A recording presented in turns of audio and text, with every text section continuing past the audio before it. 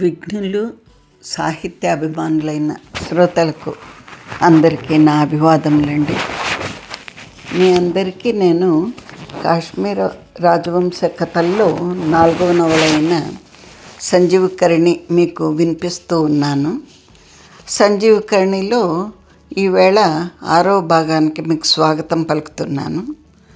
సరే, 6వ భాగం మీకు చెప్పడానికి ముందు సంక్షిప్తంగా, అంటే కథలోకి వెళ్ళేక ముందు 5వ భాగము సంక్షిప్తంగా మీకు తెలియజేస్తాను.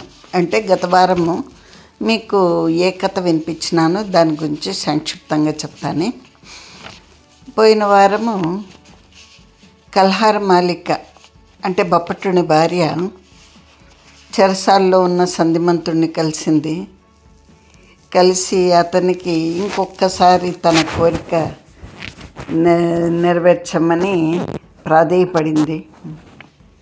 ఆమె కోరిక ఏమంటే అతని భార్యను వదిలిపెట్టేసి, సంధిమతిని వదిలిపెట్టేసి కల్హార మాలికను సుఖపెట్టాల, కల్హార మాలికతో సంసారం చేయాలని ఆమె కోరిక.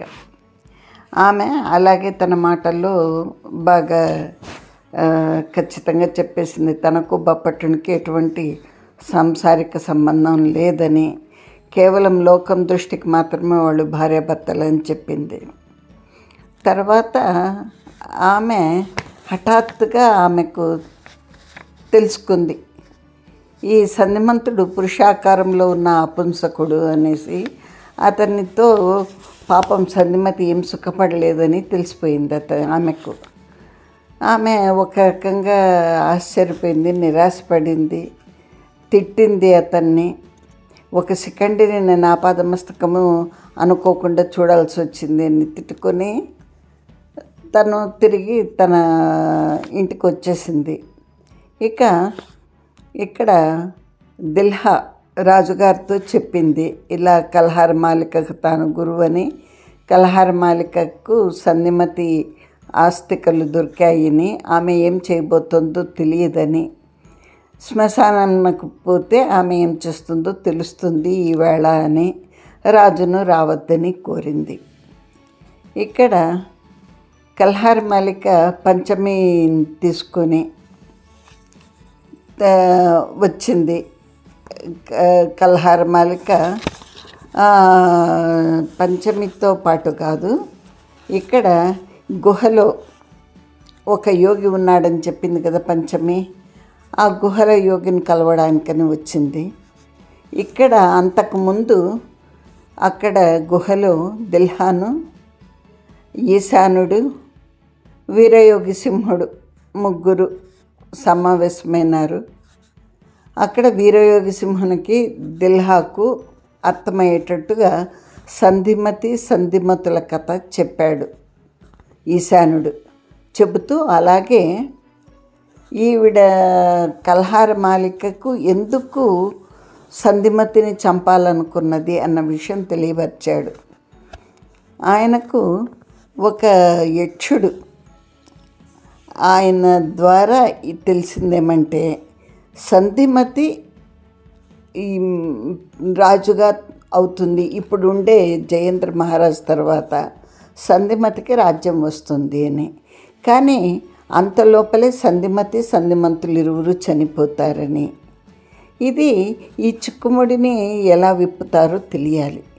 సంధిమతి చనిపోయినాక సంధిమతి రాజ్యం చేయడం ఏంటి? సరే, అది అర్థం కావడం లేదు. మనము కథంతా చదివితే తప్ప ఈ విషయం అర్థమయ్యేటట్టుగా కనిపించలేదు.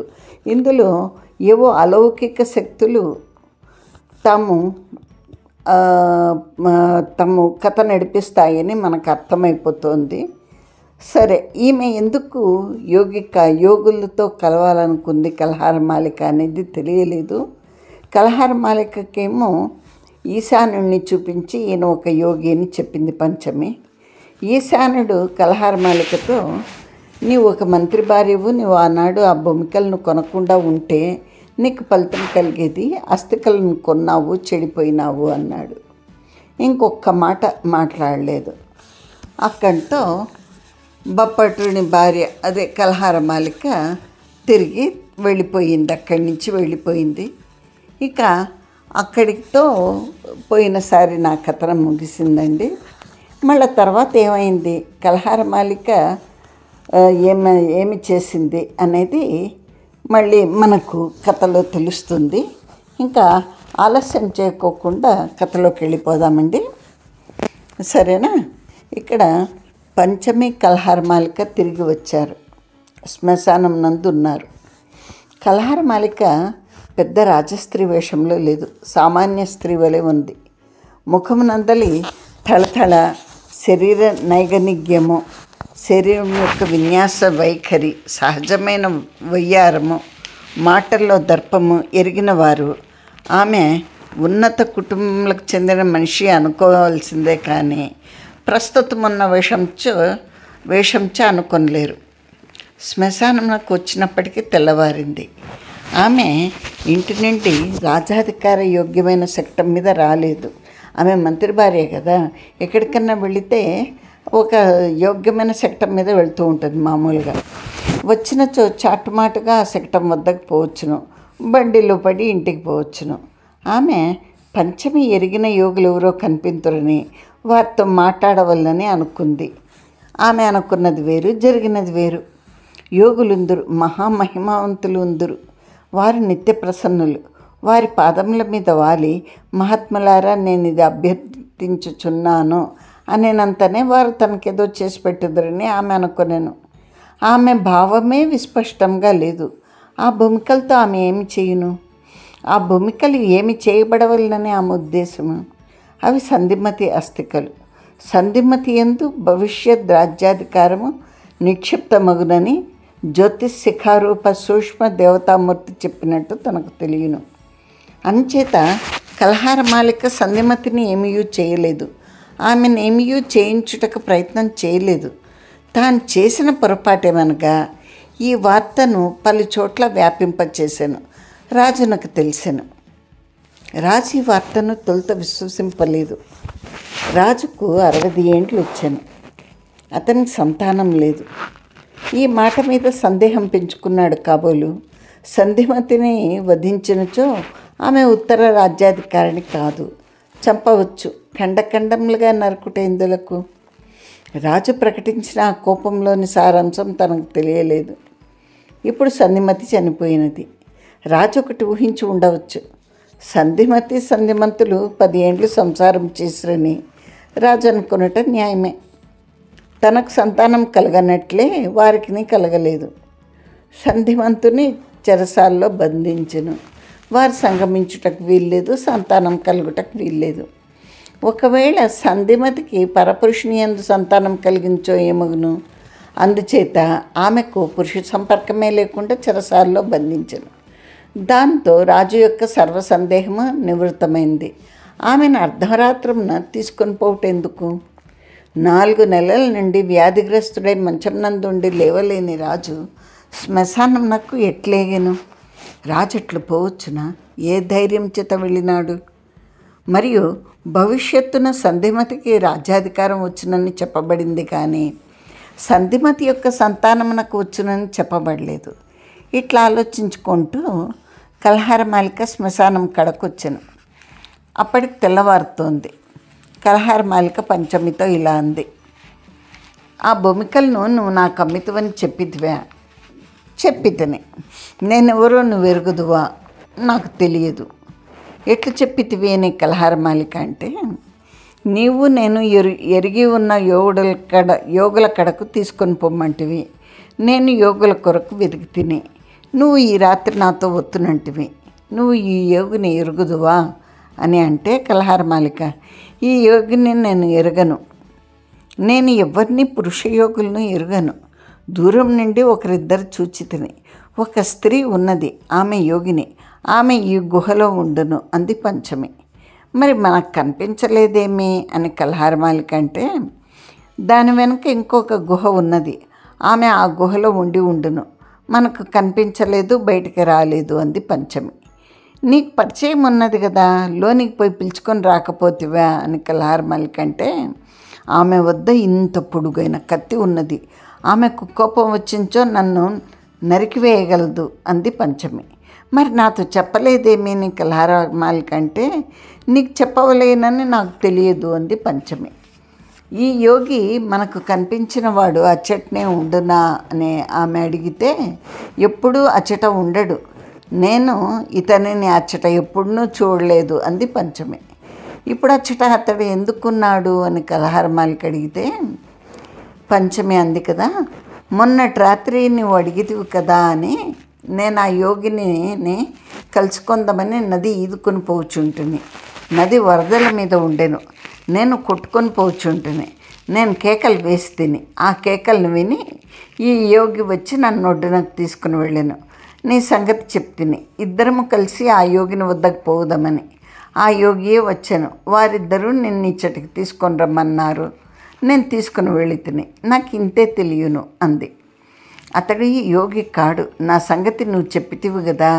అతడు గంభీరంగా కూర్చుండి ధ్యాన నిమగ్నుడైనట్టు నటించి, నువ్వు ఆస్తికులను కొనక్కపోయినచో బాగా ఉండేది అని ఒక సందిగ్ధార్థమైన మాట ఉచ్చరించినాడు. అతనికి అంతకంటే ఏమీ తెలియదు. ఈ యోగులలో 199 మంది ప్రతారకులు, వంచకులు అంటే మోసగాండ్రు అంది కలహారమాలిక. పంచమి మాట్లాడలేదు. కొంతసేపు ఆగి ఇలా అంది, నదిలో ఈదుడి చేత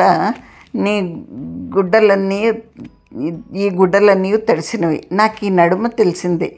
నా ఒడల తడిసిన గుడ్డలు నా ఒడల ఎండవలసిందే. కానీ లోకంలోని జనులు తమ తడిసిన గుడ్డలను ఓడదీసి పొడిగుడ్డలు కట్టుకుందరని. ఇప్పుడు నువ్వేం చేయదువు అని కలహారమాలికనంటే, కలహారమాలిక అంది, నన్నెవరు ఎరుగుదురు? మా పేటలోనికి వెళ్ళు వరకు నన్ను ఎవరు ఎరగరు. నీ నల్లని దుప్పటి నాకు ఇచ్చదు అని నేను దాన్ని కప్పుకొని వీధుల వెంట తొలగిపోయేదను అంది. అట్లే తీసుకుని పొమ్ము అని పంచమి అంటే, మరి నీకు దుప్పటి అని కలహారమాలిక అంది. పంచమంది, ఇది శ్మశానం కదా, ఎవరినో తగలబెట్టుటకు వత్తురు. శవముల మీద నుండి గుడ్డలను తీసి పారేదురు. ఒక్కొక్కప్పుడు దుప్పటి కూడా రావచ్చును, నేను కప్పుకుందును అంది పంచమి. ఈ దుప్పటి అట్టిదేనా అని కలహారమాలిక అంటే, పంచమి అంది, మరి దుప్పటి ఎట్లా వచ్చును? ఎవరో శవముల మీద పారేయవలను రావలేను అంది. శవముల మీదకి ఎట్లు వచ్చును అని కలహారమాలిక అడిగితే, ఎవరో పారవేసుకుని ఉందరు, వారు తెచ్చుకుందరు అంది పంచమి. ఈ శవం మీద దుప్పటి నన్ను కప్పుకుని పొమ్మందువా అని కలహారమాలిక అంటే, పంచమి అవును అంది. కలహారమాలిక చిచ్చి, నాకు అసహ్యము, శవం మీద గుడ్డను నేను వాడను అంది. పంచమి అంది, శవముకును మనకును భేదమేమి? బతికి ఉన్నప్పుడు ప్రాణం ఉంది, ప్రాణం పోయించు శవము, ఇంతే కదా. నేను ఆ దుప్పటిని కప్పుకొని పోను అంది కలహారమాలిక. ఆ ఇంచో ఇట్లే నడుచుకొని పొమ్ము అంది పంచమి. శవముల మీద కప్పని గుడ్డలు నీ వద్ద ఏమీ లేవా? అటు గుడ్డలు ఉండునా అని పంచమి అంది. సరే, ఆ దుప్పటి ఇమ్ము, నేను కప్పుకొని పోయేదనని కలహారమాలిక అడిగింది. తీసుకొని పో అంది పంచమి. నేను మరలా 4-5 దినములలో వచ్చించో రావచ్చును. ఈ లోపుగానే వత్తునేమో తెలియదు. నేను యోగులను కలుసుకుందాం అనుకుంటుని, నీ వలన సాధ్యమగును అనుకుంటుని. ఆ యోగులు నా అంతటా నేను కలుసుకొనవలను. సరే, కానీ నీకు దయ్యములు కనిపించునా అని అడిగింది కలహారమాలిక. కనిపించును అని పంచమి అనగానే, నువ్వు వాటితో మాట్లాడదువా అంది. అప్పుడు పంచమంది, నేను ఒక దయ్యం నెరుగుదును, ఆమె స్త్రీ, నాకు డబ్బులు దాచిపెట్టుచుండును అంది పంచమి. కలహారమాలిక అప్పుడు అడిగింది, నువ్వు మొన్న బొమికలను నాకు ఇచ్చుటకు వచ్చినప్పుడు నీ వెంట ఒక దయ్యం వచ్చెను, నేను చూచినాను. అది వీధిలోని దీపపు స్తంభపు క్రీనీడలో నిల్చున్నది. ఆ దయ్యంను నాకు చూపింతువా అంటే, పంచమి అంది, నాకు తెలియదు, అప్పుడు నేను ఒక మైకంలో ఉన్నాను. అట్లు జరిగిందని తర్వాత నాకు తెలిసింది. నా వెంట ఒక దయ్యం వచ్చినదా? ఆయనచో ఆ దయ్యమును యోగిని పంపించి ఉండవలేను. ఆ సంగతి యోగినికి తెలియను. నేను యోగిని అడిగితిని. మేము సామాన్యంగా దిక్కు దిబాసు లేని శవముల భూమికలే వారి దూర బంధువులకు అమ్మి 4 డబ్బులను తెచ్చుకుందుము. ఆ శవము యొక్క భూమికలు ఎవరు కొందరో నాకు తెలియలేదు. యోగిని నేను అడిగి తిని, ఆమె నా వెంట ఎవరినో పంపింతును అనెను. ఇప్పుడు తెలియచున్నది, ఆమె ఎవరినో పంపించినది అంది పంచమి. మనం వెళ్ళినప్పుడు ఆ యోగిని గుహయందు లేదు కదా అని కలహారమాలిక అంటే, మర్చిపోయి తిని ఆమె రాత్రులందు గుహలో ఉండదు, పగటి వేళలందే ఉండును, ఆమెను చూడవలేనన్నచో పగలే వెళ్ళవలేను అంది పంచమి. ఆ సంగతి నాతో చెప్పినచో పగలే వచ్చేదాన్ని కదా అని కలహారమాలిక అంటే, ఇప్పుడు కొంతసేపు ఆగి వెళ్ళించో ఆమె గుహలోనే ఉండును అంది పంచమి. ఇప్పుడు కాదులే, నేను 2-3 దినం లాగి మళ్ళా వత్తును, పగటి పూటే వత్తును, నన్ను అచ్చటికి తీసుకొని పొమ్ము అని కలహారమాలిక వెళ్ళిపోయింది. ఆమె సూటిగా మంత్రి భవనంలోకి పోలేదు, రాజవంశ వీధిలో ఉన్న తన ఇంటికి పోయాను. ఈమె ఎవరో వీధి వెంట ఉన్న జనులకు తెలియదు. ఈ నడుమ ఆమె ఎచ్చటికి పోవట్లేదు. అందుచేత ఆ గృహాధికారులైన స్త్రీలు ఆమెను గుర్తుపట్టలేదు.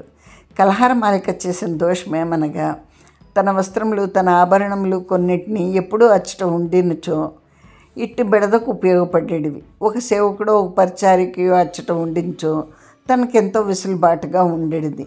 ఇప్పుడు అచ్చటికి వెళ్ళింది. అధికారులలో పెద్ద ఆమె పేరు సిల్ల, రెండవ ఆమె పేరు మేనిల.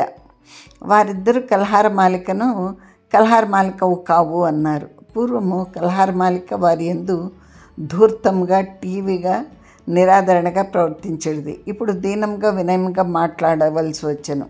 మరియు ఆ ఇంటి తాళపు చెవి తన యొద్ద లేదు. వారిని బతిమాలి బామాలి నేను ఇచ్చట కూర్చుందును, నేను గుర్తును పంపింతును, మీరు ఎవరినన్నా పంపించుడు, బప్పటమత్రి ఇంటికి నా గుర్తును చేర్చించో, నా ఆభరణములు నా వస్త్రములు వచ్చును, నా బండి వచ్చును, నాకెంతో ఉపకారం చేసిన వారగుదురు, మీరు చేసిన మేలు మర్చిపోను, మీకు నెలకు నేను 100 దీనారములు ఇత్తును కదా, ఈ నెల 200 దీనారములు ఇత్తును అనగా, వారు పంపించే సేవకులు మా దగ్గర ఎవరినూ లేరు అండ్రి. ఆమె ఏం చేయును?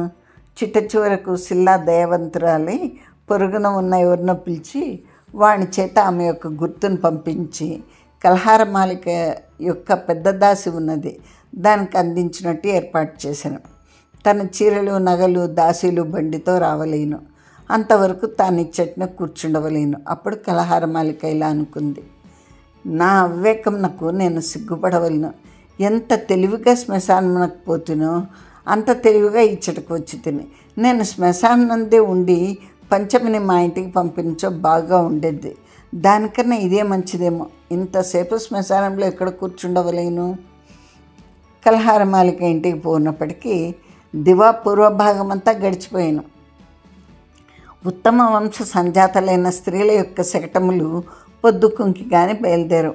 ఆ శకటం వీధి వెంట వచ్చుట కొంత విడ్డూరంగానే ఉండెను. కలహారమాలిక బండి దిగను, లోనికి పోయాను. సింహద్వారంన బప్పట్టుడు నిలిచి ఉండెను. అతడు త్రోవ ఇచ్చాను. ఆమె లోనికి పోయాను. కొంతసేపటికి కలహారమాలిక స్నానార్థం పోయాను. ఆమె వచ్చి మరలా తన గదిలోనికి పోవలేను. బప్పట్టుడు అచ్చట నిల్చుండెను. ఆమె వచ్చిన వెంటనే తొలగిపోయాను. ఆమె భోజనార్థం వెళ్ళాను. మళ్ళా తన గదిలోనికి పోవేళకు బప్పట్టుడు అచ్చట నిలిచి ఉండెను. ఈసారి తొలగలేదు. ఇట్లా నేను నీతో మాట్లాడవలేను అని. నేను విశ్రాంతి తీసుకున్న తర్వాత రావచ్చును అంది కలహారమాలిక. అంత శ్రమ పడితివా అంటే, కనిపించుట్లేదా అంది. రాత్రి హెచ్చటికి పోయితివి అని బప్పట్టుడు అడిగితే, నేను విశ్రాంతి తీసుకున్న తర్వాత మాట్లాడేదును అంది. ఇప్పుడే మాట్లాడవలేను అని బప్పట్టుడు నిర్బంధిస్తే, ద్వారబంధమున నిల్చుని మాట్లాడదుమా, లోనికి పద, అచ్చట మాట్లాడదుము అంది కలహారమాలిక. కాదు, నేను ఇచ్చటనే మాట్లాడేదను అని బప్పట్టుడు అన్నాడు. పరిచారకులు ఉందురు, ఇది నీ మర్యాదకు నష్టం కదా అని కలహారమాలిక అంటే, తెల్లవార్లు పగలు సగము నష్టమైన మర్యాదలు ఇది ఎన్నవ భాగము అన్నాడు. కలహారమాలిక తోసుకొని లోనికి పోయాను. అతడు బలవంతంగా తొలగింపబడిన. పొద్దు కుంకవచ్చుచున్నది. లోనికి పోకూడదని నిర్ణయించుకున్న బప్పట్టుడు లోన గుడిసుళ్ళు పడుచుండెను. నాకు 60 ఏండ్లున్నవి, ఆమెకు 50 ఏండ్లున్నవి. కానీ ఆమె యవ్వనం వాడలేదు, నా యవ్వనం పడిపోయింది. ఆమె అనాగ్రత పుష్పం అనుకొందును. ఆమె ప్రవర్తన దానికి అనుగుణంగా లేదు, కానీ ఆమె శరీర సౌష్ఠవం దానికి అనుకూలంగా ఉంది. స్త్రీలు కానీ పురుషులు కానీ తమ కోరికలను ప్రమాణములుగా చెల్లించుకొంచు ప్రధానంగా శరీర దాఢ్యం చెడకుండా కాపాడుకున్నచో ఇట్లుండవచ్చు. నేను రాజధాని అందు లేనప్పుడు ఈమె దివా సమయంలో ఇంటి నిండే ఉండదట.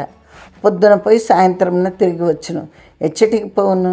ఈ గడిచిన రాత్రి ఎచ్చటికి పోయిను? ఒక మాసం చీర కట్టుకుని ఒక బికారి వలె ఒక పంచం బాలిక వెంట వెళ్ళిందని ఈమె పరిచారికలలో ఒకరితోకైనా కాలంజరి చెప్పింది. ఆ కాలంజరి నాకు చెప్పిందని తెలిసించో దాని బతుకు తెల్లవారును. ఈమెకు ఎంత అధికారము, ఎంతటి రహస్యము, ఎన్ని పథకములు వేయను. అప్పుడప్పుడు ఊహించుంచో నేను ఈమెకు భర్తను కాను అనిపించును. ఆమె నాకు భార్య కాదు. శరీర సంయోగం లేని ఈ సంబంధము 10 ఏండ్ల పైనుండి గడుచుచున్నది.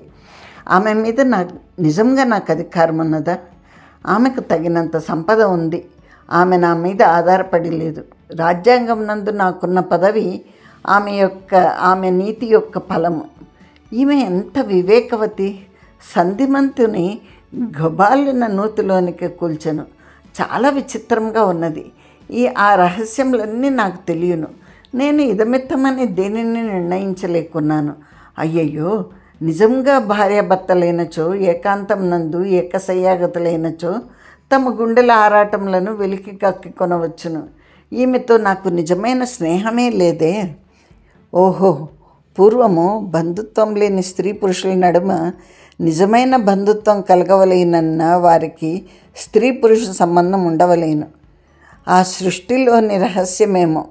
స్త్రీ పురుష సంబంధం కలిగిన ఇద్దరు స్త్రీ పురుషుల మధ్య వారికి వీరు వీరికి వారు అన్నంత ప్రేమ ఉదయించుట ఏమి? పరస్పరం అంత విశ్వాసం కుదురుట ఏమి? ఒకరొకరి యొక్క సర్వస్వంగా భావించుట ఏమి? ఆ సంబంధం లేని ఇద్దరు స్త్రీ పురుషుల నడుమ అట్టి గాఢమైన అనుభూతి కలగదేమో. నిజంగా నేను ఆమె మీద అధికారం చేయగలనా? నాకు ఆమె మీద అధికారం చేయుటకు ఒక్కటే మార్గం ఉన్నది అని కొంచెం బప్పట్టుడు ఆమె గదిలోనికి పోయాను. ఆమె కూర్చుండెను. అతడు వచ్చుటయు ఆమె లేచుటయు ఎప్పుడునూ లేదు. ఆ గదిలో ఎప్పుడునూ 2 మంచములుండును. ఆమె ఎప్పుడైనా బప్పట్టునకు వార్త పెట్టును. అతడు ఆ మంచం మీద కూర్చుండును. ఈమె రాజకార్యములు మాట్లాడును. అతడు విని వెడలిపోవును. బప్పట్టుని భవనంలోని పరిచారకులు భార్యాభర్తలు కలుసుకొని రనుకుందరు. బొప్పట్టుడు ఆ మంచం మీద కూర్చుండెను. ఇద్దరు కొంతసేపు మాట్లాడలేదు. కొంతసేపటికి బొప్పట్టుడు ఇట్లా, నువ్వు మొన్న సంధిమంతంతో మాట్లాడటకు పోయితివి. ఏం మాట్లాడుతివి? అది రహస్యము, చెప్పుటకు వీలు లేదని కలహారమాలిక అంటే, రాత్రి నువ్వు ఎచ్చటికి పోయితివి? ఒక మాసిన చీర కట్టుకుని బికారు వల్లే పోయితివట అన్నాడు బొప్పట్టుడు. అదియో రహస్యమే, చెప్పరాదు అంది కలహారమాలిక. అప్పుడు బొప్పట్టుడు అన్నాడు, కామవాంఛ ఉండవచ్చును.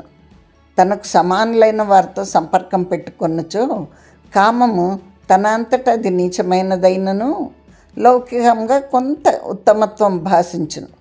ఒక రాచకూతురు, ఒక మంత్రి భార్య రాత్రులందు తదనుకూలమైన వేషం ధరించి ఎవని మీదనో, ఒక బిచ్చగాని మీద, ఒక కుష్ఠవ్యాధిగ్రస్తుని మీద, ఒక దరిద్రుని మీద మనసు లగించుకుని చరించుట ఆ స్త్రీ యొక్క జీవలక్షణంలో ఆధ్యాత్మిక ప్రవృత్తి లేదు కదా, నీతి భావన కూడా లేదు.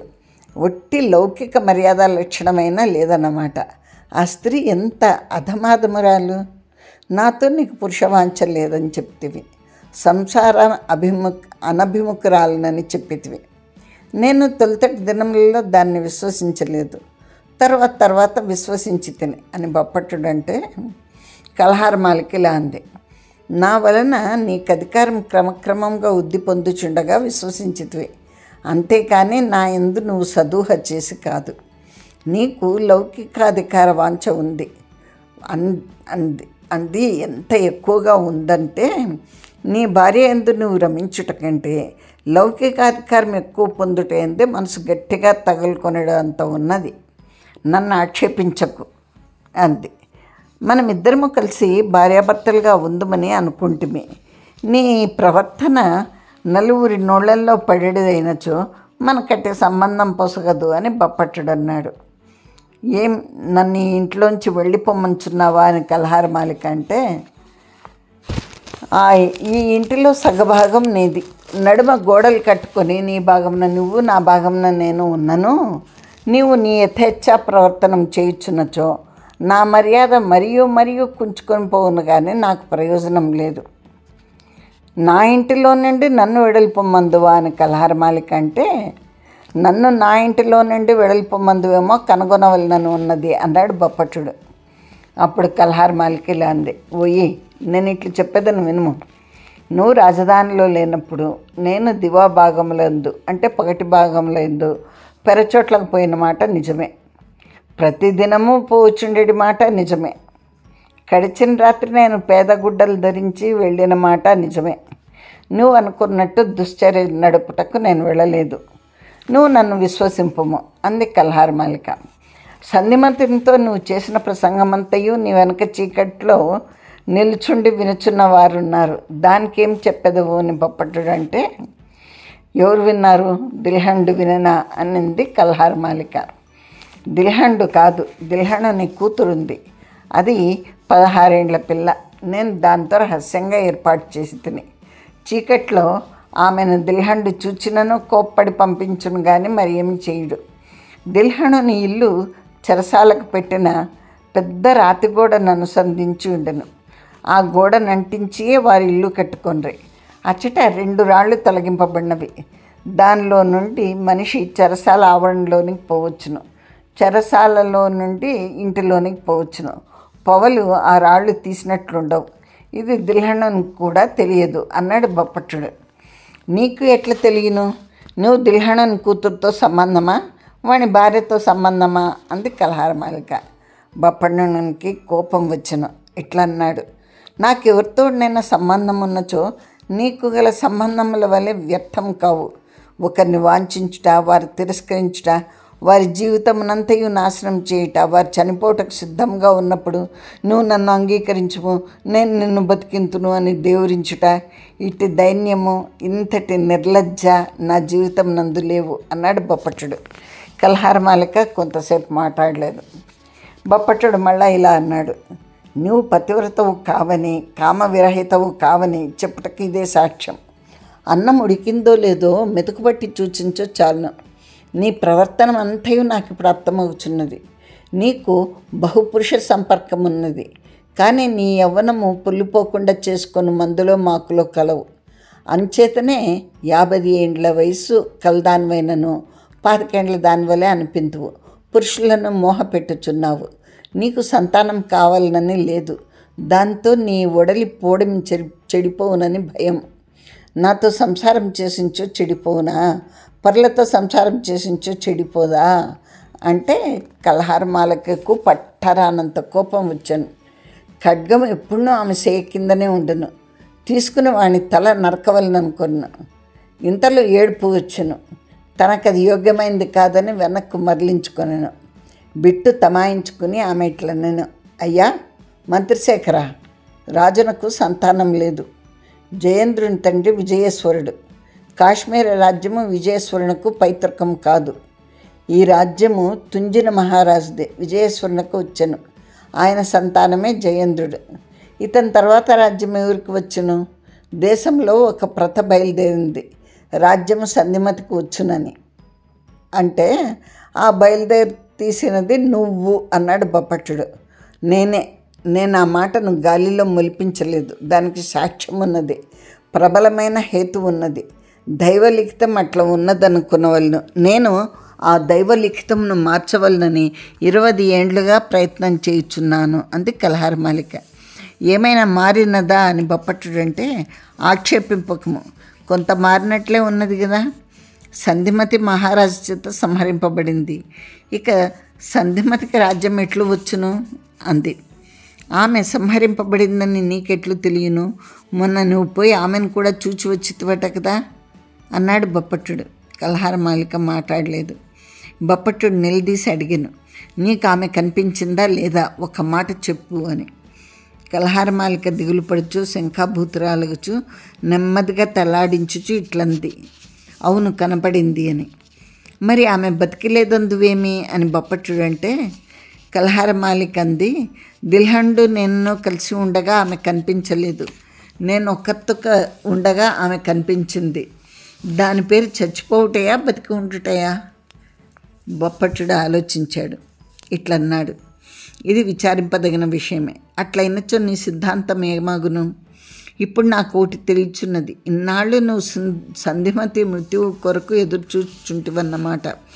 ఆమె చనిపోయిందని స్థిరంగా తెలిసిన తర్వాతే సంధిమతుని వద్దకు పోయితివి అని. అంతటా బప్పట్టుడు ఒక ఆవేశం తెచ్చుకుని ఇట్లా ఆరంభించాను. నువ్వు నన్ను ప్రేమించలేదు.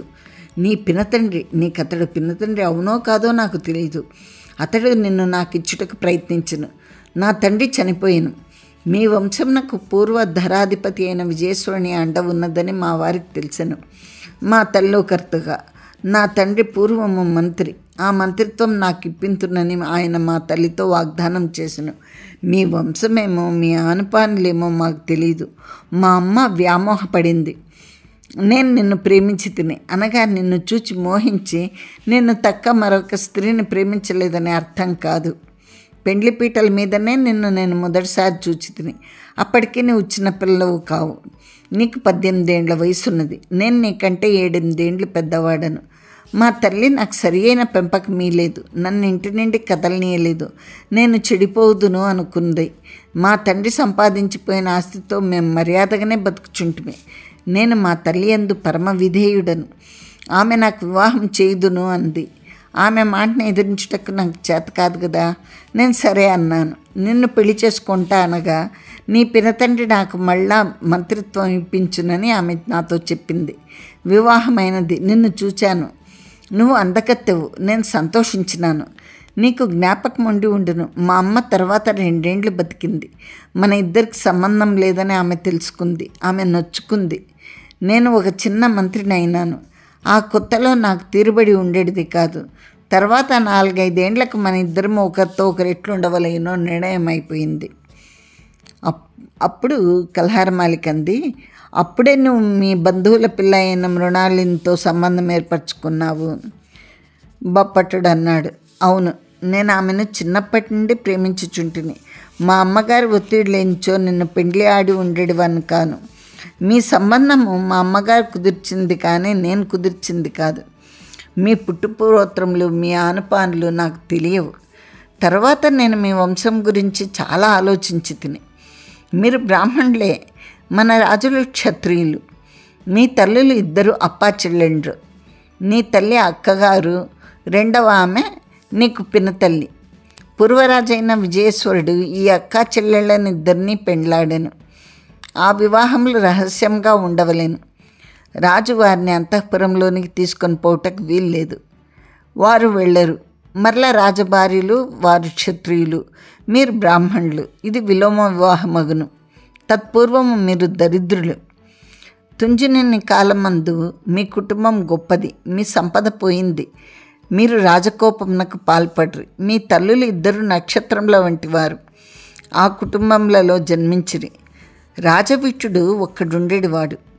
వాని పేరు కౌశీరుడు. ఆ పినతండ్రి నీకు పినతండ్రి కాదు. అతడు ఎవరో దూరపువాడు. నీ తాతగారికి స్నేహితుడు. వాడి కౌశీరుని ద్వారా మీ తల్లులకు రాజునకు సంబంధం ఏర్పరచెను. రాజు మీకు తగినంత సంపద ఇచ్చెను. కొన్నాళ్లకు రాజుతో సంబంధం వదిలేను. మీరు అచ్చోటి నుండి మీ విడిదిని మార్చితిరి. మీ తల్లికి నువ్వు బ్రాహ్మణ కన్య వగుదువా క్షత్రియ కన్య వగుదువా అన్న సందేహం కలిగాను. నిన్ను బ్రాహ్మణునికి ఇచ్చి వివాహం చేసించో వ్యవహారం సరిసిపోవునని భావించను. నా తండ్రి చనిపోయి నా తల్లి ఒంటరిదై మా ఇంటిలో నుండి మంత్రిత్వం పోయి కొడుకునకు 25 ఏండ్లు వచ్చి వివాహం కాకుండా ఉండి ఇట్లున్న పరిస్థితుల్లో మా తల్లి కనులు మూసుకొని జ్వరబడింది. నీవు విజయేశ్వరుని కూతురు అనగా మన మహారాజైన జయేంద్రుడు, నువ్వు అన్నయ్య చెల్లెలు సగర్భ్యులు కారు, సవర్ణ్యులు కారు. ఇది నీ కథ. నీ జన్మ ఇట్టిది. నువ్వు పతివ్రతగా ఉందువని ఎట్లనుకుందును? నీ శరీరంలో అచ్చముగా బ్రాహ్మణ రక్తం ప్రవహిస్తోందని నేను ఎట్లనుకుందును? నా జీవితమంతా సంసార సుఖం లేకుండా చేస్తువి, స్త్రీ సుఖం లేకుండా చేస్తూ అంటలేదు. భార్యతో సంసారం చేయుట, వంశంను నిలబెట్టుకుంటా, ఇట్టి పవిత్రమైన జీవితం నుండి నన్ను బాహిరింపించితివి. నాకు ఇప్పుడున్న తృప్తి ఒక్కటే. నా ఈ దుఃఖంను చుచ్చుటకు మా తల్లి బతికిలేదు. నువ్వు ఇచ్చటికి వచ్చితివి. వచ్చిన కొత్తలోనే వివాహమైన తర్వాత మా అమ్మగారికి నీ సంగతి తెలిసింది. ఆమె నీకును పుట్టింటికి రాకపోకలు బంద్ చేసినది. నువ్వు స్వతంత్రురాలవైన తర్వాత ఒక్కసారి బయటికి వెళ్ళి వచ్చితివని వింటిని, అప్పుడేం చేసితివి అని అడిగాడు బప్పట్టుడు. ఇక్కడ కల్హారమాలిక జన్మ రహస్యము తెలిసిందే. తర్వాత ఇక్కడ బప్పట్టుని చేతిలో తాను చెరసాలను దర్శించగల రాజు యొక్క ఆజ్ఞాపత్రం ఉన్నది. కానీ అతని కాలు చెరసాల వైపున నడుచుట్లేదు. మరి ఎచ్చటికో పోవాలనిపిస్తోంది. కల్హారమాలిక జన్మ వృత్తాంతం పూర్వం తెలుసుకున్నాడు. వారి కుటుంబంను గురించి తెలుసుకోలేదు. మనకెందుకని ఊరుకున్నాడు. మొదట కల్హారమాలిక తన మధ్య ఆమె మధ్య ఈ సంసారం చేయని నియమము ఏర్పరిచినప్పుడు బాధపడినను తర్వాత సంతోషించాడు. ఈమె బ్రాహ్మణి కాదు, ఈమె యందు నేను సంతానం కన్నచో నా పితృదేవతలకు తృప్తి లేదు, ఇది ఇట్లే బాగున్నది అనుకున్నాడు. మానవుని యొక్క వివేకం దేని మీద ఆధారపడి ఉండును? జన్మ మీద ఆధారపడి ఉండును, పూర్వజన్మ సంస్కారముల మీద ఆధారపడి ఉండును, చదువుకున్న చదువు మీద ఆధారపడి ఉండును, లోక సంగ్రహణం మీద ఆధారపడి ఉండును, గురువు యొక్క వివేకం మీద ఆధారపడి ఉండును, పురుషుని యొక్క స్వార్థరహితత్వం మీద ప్రధానంగా ఆధారపడి ఉండును. తన తండ్రి మంత్రిత్వం తనకు రావాలన్న స్వార్థంలో, దురాశలో తన తండ్రికి న్యాయంగా తిలతర్పణములు వదలవలసిన ఒక జీవుడు తన గర్భం నందు ఉదయించవలెను అన్న ఊహ పొడగొట్టలేదు.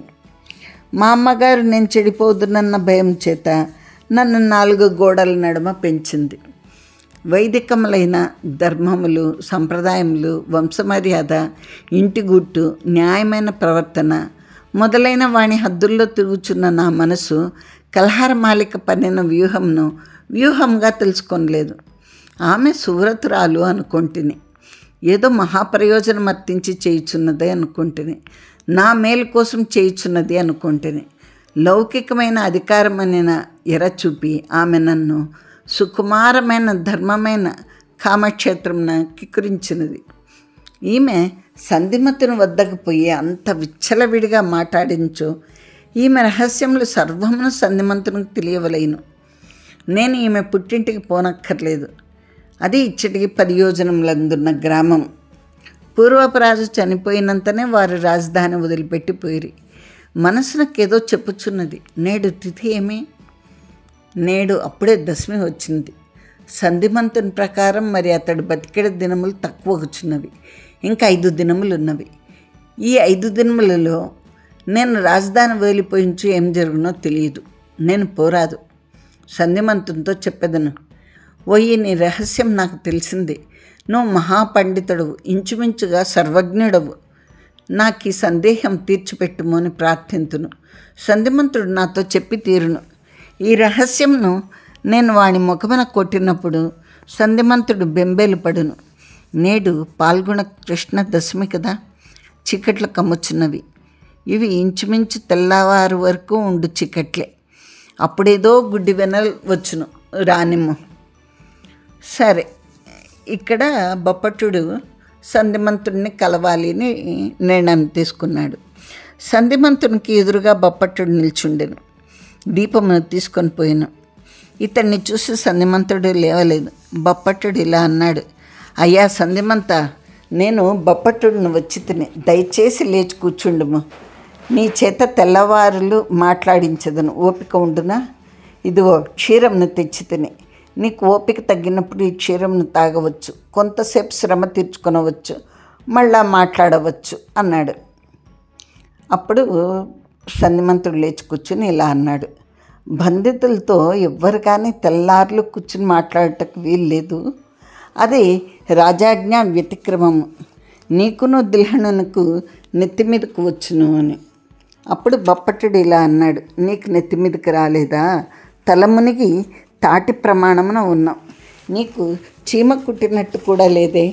నీకు నేను ప్రథమమునందు శిష్యుడను, మళ్ళా ఇప్పుడు నీకు శిష్యుడను కాబోచున్నాను. బప్పట్టుడు సంధిమంతునకు ఆద్యంతములందు శిష్యుడు అని. అప్పుడు సంధిమంతుడు అన్నాడు, ఒకడు శిష్యుడగుటకు తొలుత వాని మనసులో వినయం ప్రవేశింపవలేను. సన్యాసమునకు వైరాగ్యం వలె శిష్యత్వమునకు వినయము.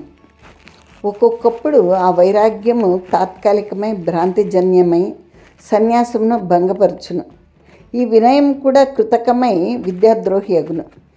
ఆ వైరాగ్యము ఈ వినయము రెండును కుటుంబం నందలి కష్టముల చేత అవి కలిగినవన్న భ్రాంతి కలిగించును. భార్య జారిని, రాగ, దుష్టురాలు, సరిగా అన్నం పెట్టదు. పురుషుడు పోయి సన్యాసం స్వీకరించును. ఏం ప్రయోజనము? మనస్సంతయు కొడుకుల మీదే ఉండును. అట్లే పోయి ఒకని వద్ద శిష్యత్వం చేయవలేను అనిపించును. శత్రువుల వలన పరాభవం కలుగును. అవివేకం వలన ధనం పోగొట్టుకును. ఆ వేడిలో పండితుల సన్నిధి ఇంచుక బోధశాలిని కావలేను అనిపించును. విద్యయు సన్యాసమును సమకక్షలు, వైరాగ్యమును వినయమును సమకక్షలు. 10 వైరాగ్య భావ సహిత నిమిషములు గడిపినంతనే తాను సిద్ధుడను అనుకున్నాను, బ్రహ్మభూతుడనైతిని అనుకున్నాను. అట్లే కొంత విద్య వచ్చినంతనే సర్వ విద్యా పారంగతుడనైతిని అనుకున్నాను. గురువు కన్నా అధికుడనైతిని అనుకున్నాను. నీ శిష్యత్వం నా ఉద్దేశంలో తాదృశమైనది, అంటే అలాంటిది అని. నీకేదో ఇక్కట్టు కలిగినది. నీ భార్య మొన్న నాతో మాట్లాడిన మాటలు దిల్హండు విని ఉండును. బలవంతం చేసి వాడి చేత చెప్పించుకొని ఉందువు. అంచేత నీకు ఆమె మీద ద్వేషం కలిగినది, కోపం కలిగినది అన్నాడు. అప్పుడు బొప్పట్టుడు అన్నాడు, నువ్వు చెప్పింది నిజమే, కానీ నాకు ఆ వార్త దిల్హండు వలన తెలియలేదు, అన్య మార్గంలో తెలిసింది అన్నాడు. అప్పుడు సన్నిమంతుడు అన్నాడు, ఓయి బొప్పట, దిల్హణుని సంసారంలో పొందికలేదు. వాడెప్పుడూ నిశా సమయంలందు కారాగార రక్షత్వం నందు నియమింపబడుట చేత, వాని భార్య రూపశగుట చేత, కాముకురాలగుట చేత పలుమంది రాజపురుషులకు వాంఛనీయురాలైనది. అతడు తెల్లవార్లు ఇచ్చట ఉండును. పొద్దున్నే పోయి 4 మెతుకులు నోట్లో వేసుకుని పండుకొని నిద్రపోవును. ఆవు చేనులో మేసించో దూడగట్టును మేయినా తా చెడ్డకోతి వనమెల్లా చెర్చిందని ఆమె తన కూతురును కూడా చెర్చినది అన్నాడు. బొప్పట్టుడు నివ్వెరపోయాను. 10 ఏండ్లు చెరసాల్లో ఉన్న ఇతనికి ఇవన్నీ ఎట్లు తెలియను? తత్పూర్వం దరిద్రుడే అటమటించినాడు. రాజదుర్గంలోనికి ప్రవేశమే లేదు. తత్పూర్వం మంత్రిగా ఉన్నప్పుడు దిల్హండు లేడు.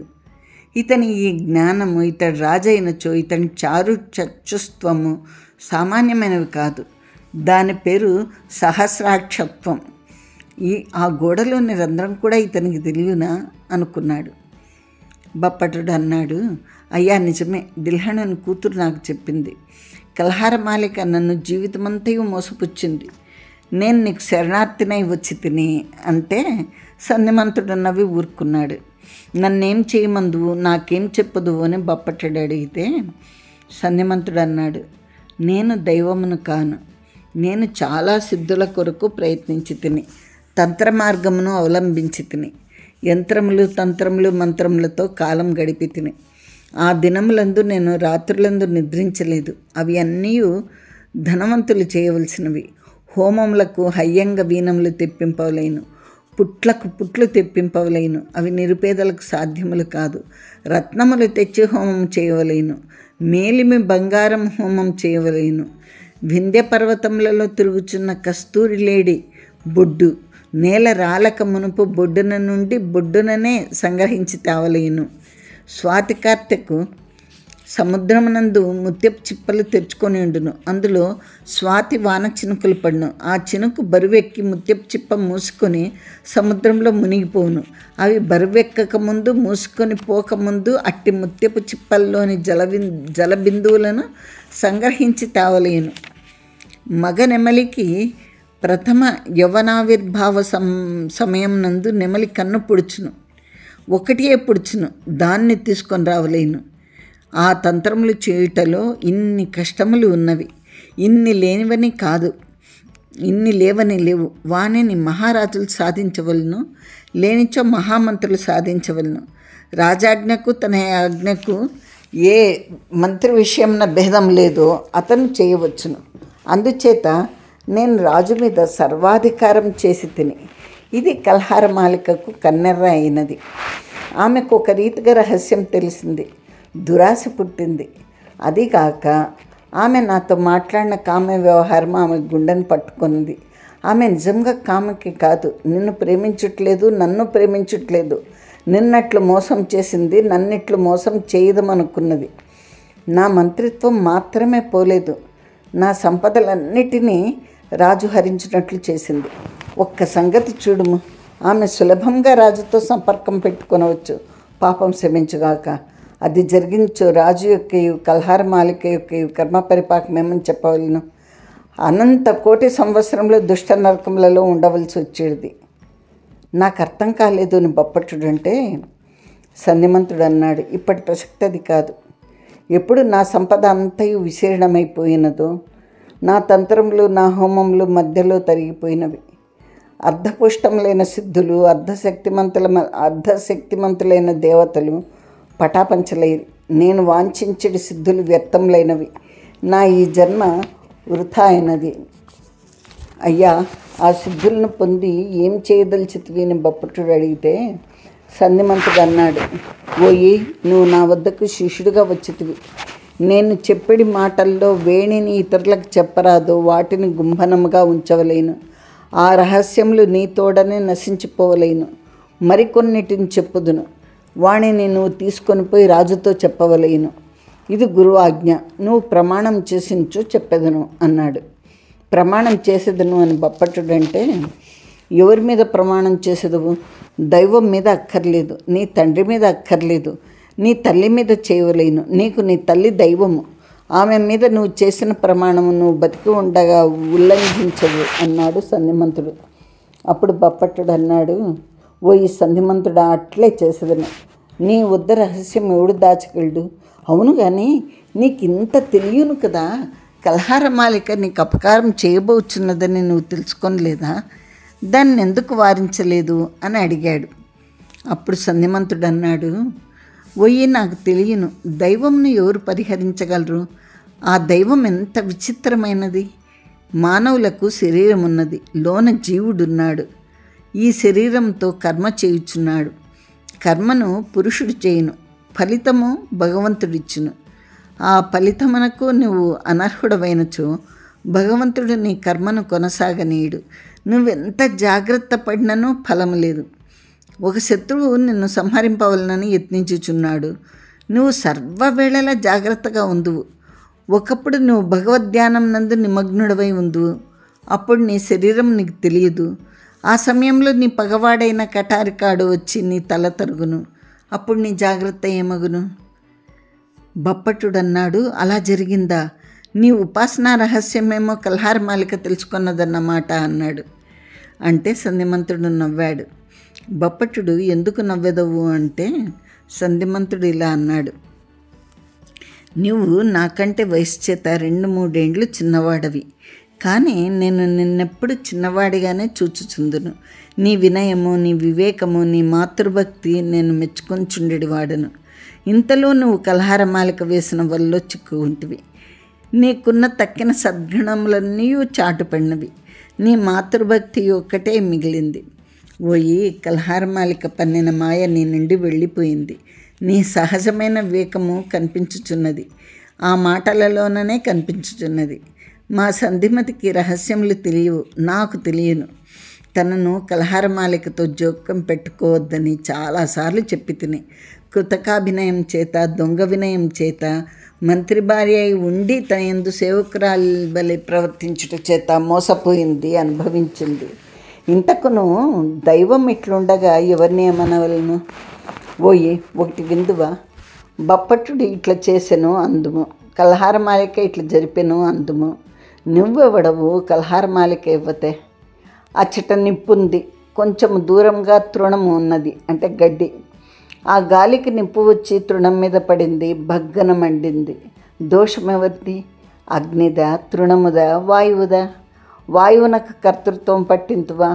అనంత ఆకాశంన వాయువు ఉన్నది, అది ఆ వేళకు అచ్చటికి రావాల్సి ఉన్నది కాబోలు. ఎన్ని చోట్ల అగ్నియు తృణరాశియు సమీపం నందుండి విడివిడిగా ఉండట్లేదు. శుష్క పశుగ్రాస రాశి అంటే ఎండుగడ్డి ఇంటి కప్పెత్తున వేసి ఉండును, విడివిడిగా ఉండట్లేదు. పక్కనే కుమ్మరివాని కొలిమి ఉండును, ఏండ్లు గడుచును. ఒక్కనాడు ఆ కుమ్మరి కొలిమిలో నిప్పు వచ్చి గడ్డిపై పడును, చూచిన వెంటనే ఆర్పవచ్చును. పెద్ద జ్వాల అయినా కానీ మనుషులకు కనిపించదు. దీని మాట ఏమి చెప్పదు. ఒకప్పుడు అంటుకొనదు, ఒకప్పుడు అంటుకొను వెంటనే ఆరిపోను, మరి ఒకప్పుడు సంపూర్ణంగా పరశురామ ప్రీతి కావలేను. మానవ జీవితంలో ఇంతే. ఆ మహాజ్ఞ అంటుకున్నట్టు పరమ దుర్జనుడు ఒకడు బయలుదేరును. వాడు రాజో సేనాపతియో, పెద్ద ధనమును గొప్ప పలుకుబడి కలవాడు. వాడు వీరవిహారమును సల్పును. జనులు వాడిని వీరుడందురు, మహాసేనాని అందరు, లోకమునకు మేలు చేసినందురు. మూర్ఖులైన ప్రజలు చెప్పేది వాడు లోకమునకు మేలు చేసెను అన్న మాటలోని లోకమెవరో చేసిన మేలేమిటో వారికే తెలియవలేను. నేను నాస్తికుడను అని అనుకునకు. శ్రీరామచంద్రుడు లంకలోని రాక్షసులను పిట్ట దగ్గర నుండి చంపి లోకమునకు మేలు చేసెను. ఏమిటా మేలు? కోట్ల కొలది జీవులను చంపెను. మరి రావణుడు తత్పూర్వం జీవులను సంహరింపలేదా అన్నచో వాడు చేసిన పనినే ఇతడును చేసెను. ఇందులో లోకమునకు మేలు చేయటం ఏమున్నది? అప్పుడు శ్రీరామచంద్రుడు ధర్మ సంరక్షణం చేసెను అని బొప్పటుడు అంటే ఆ మాట బాగా ఉంది. ధర్మము ప్రధానం కానీ జీవవధ ప్రధానం కాదన్నమాట. జీవులు పుట్టుతుందురు, చచ్చుతుందురు అన్నమాట. ఒక మహాయుద్ధ వీరుడు ఒకటి ధర్మం అనుకున్నచో తద్ధర్మ వ్యతిరేకులందరినీ చంపవచ్చునన్నమాట. చంపుచున్నారు కదయ్యా.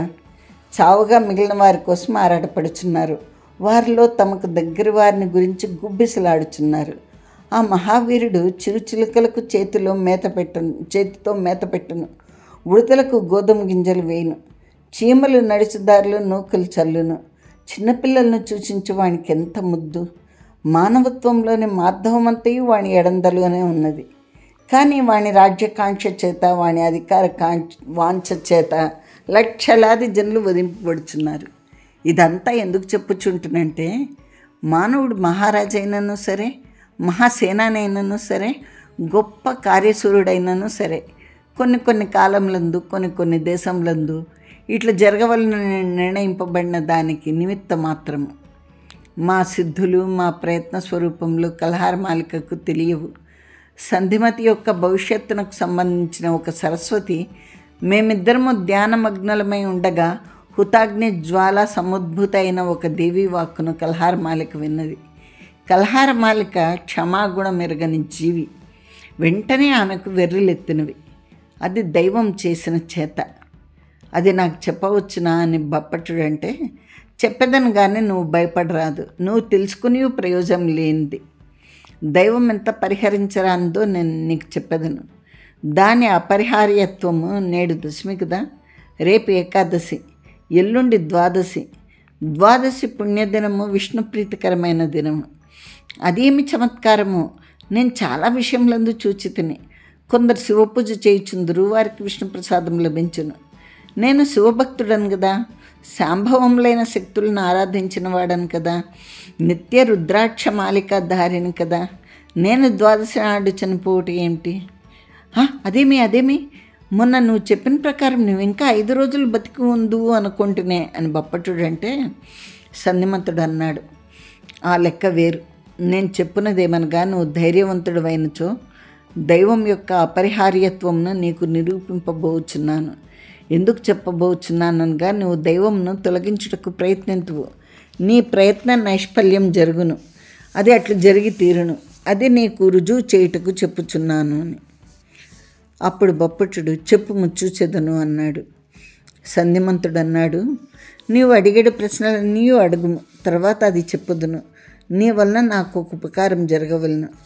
దీనిని నీకు చెప్పినచో నువ్వు ఆ ఉపకారం చేయుటకు సమర్థుడవు కావేమోనని భయమగుచున్నది. ఎల్లుండి పొద్దున నువ్వు నా దగ్గరికి రమ్ము.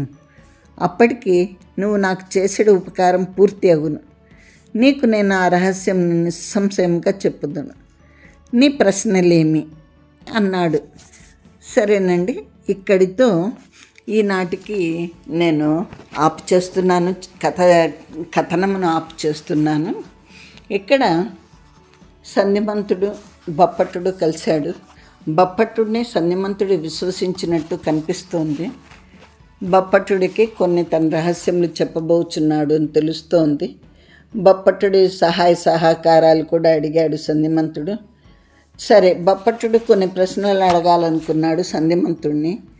అవి ఏమి ప్రశ్నలు, దానికి సంధిమంతుడు ఎలా సమాధానం చెప్పాడు, సంధిమంతుడు చెరసాల్లో ఉండి కూడా తను ఎలా కొన్ని విషయాలను గ్రహించగలిగాడు అనేది అద్భుతం. అతనికి ఉన్న సిద్ధుల ద్వారా కనుగొనగలిగాడు అనేది అర్థమవుతోంది. సరే, ఈ ఏమి ప్రశ్నలు అడిగాడు బప్పట్టుడు, దానికి సంధిమంతుడు ఏం సమాధానాలు ఇచ్చాడు, కలహారమాలిక నిజంగా కాముకి కాదా, దుష్టురాలా, ఆమె ఎందుకు ఏమి పథకం ఎత్తింది, ఆమె ఏమి చేయబోతోంది, అవన్నీ ఇంకా రాబోయే 2-3 వారాలలో తెలుసుకుందామండి. కథనం ముగిసే లోపల మనకు అన్నీ తెలుస్తాయి. కలహారమాలికకు సంధిమతికి ఏం సంబంధము, ఎప్పటి నుంచి వాళ్ళిద్దరూ ఒకరికొకరికి తెలుసు అనేది కూడా కథలో వస్తుంది, కథనంలో వస్తుంది. ఈ బప్పట్టుడు ఏం చేయగలుగుతాడు అనేది కూడా తెలుస్తుంది. సరేనా అండి? చూడగా చూడగా ఇది మంచి సస్పెన్స్తో సాగుతోంది నవల, కథనము. మరి మీకు ఎంత మాత్రం నచ్చుతుందో నాకైతే తెలియదు. నాకైతే చాలా నచ్చినది ఈ నవల. సరేనా అండి? మీకు నా ఈ కథనం నచ్చితే లైక్ చేయండి, ఫ్రెండ్స్తో షేర్ చేసుకోండి, సబ్స్క్రైబ్ చేయని వాళ్ళు సబ్స్క్రైబ్ చేయండి, సబ్స్క్రిప్షన్స్ పెంచండి, నన్ను ఆశీర్వదించండి. మీరు విని ఉండని కథలు ఎన్నో మీకు చెప్పాలనే ఆశతో ఉన్నాను. దైవం సహకరిస్తే మీకు ఇంకా మంచి మంచి కథలు వినిపిస్తాను. సరేనా అండి? మరి మీకు మళ్ళీ మిమ్మల్ని సంజీవకరణి 7వ భాగంతో కలుస్తానండి. అంతవరకు సెలవు. ఉండనా మరి? By by.